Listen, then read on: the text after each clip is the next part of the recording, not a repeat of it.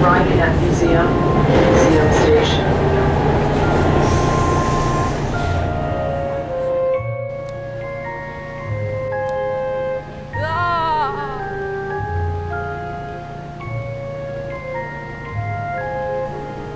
What's going on?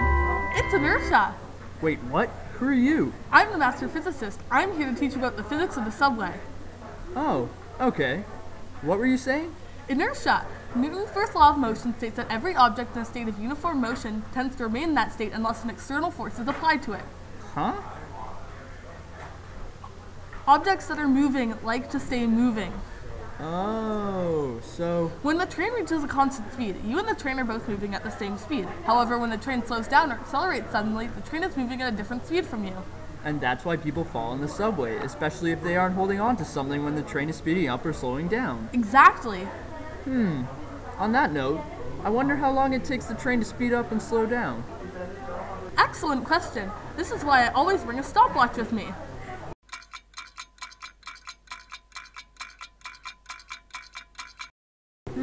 So what do we do with this now? Perhaps you are familiar with the kinematics equation? You mean like displacement equals initial velocity times time plus half of acceleration times time squared? Wow, yes! Good job, you graduated to your first Chalk Talk.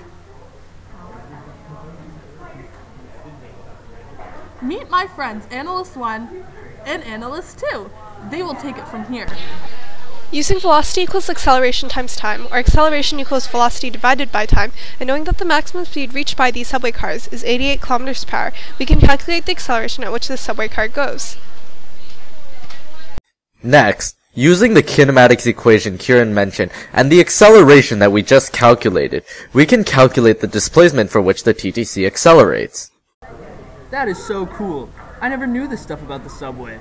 Either way, this has definitely helped me with my kinematics equations. Let's not just stop here. We can use Newton's second law and determine the extra force that must be applied by the subway for each extra passenger.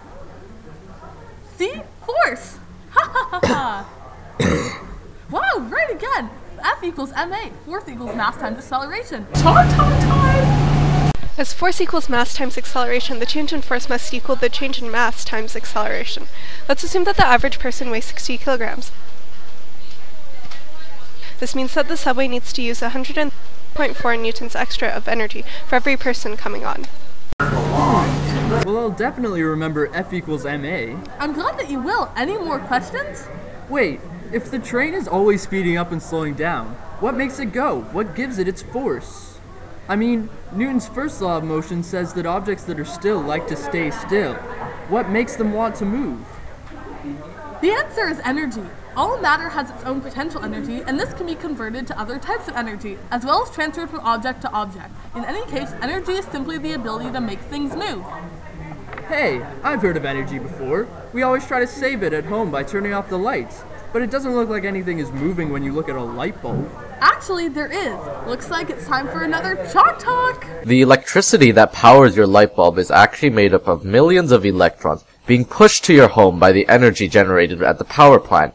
The electrons move from atom to atom in a material that allows them to pass through it, called a conductor. If a train is moving at a constant velocity, the force of the engine is equal to the force of friction on the wheels. In order to calculate this force, we use the equation force equals coefficient of static friction multiplied by the normal force, or the opposite of gravity.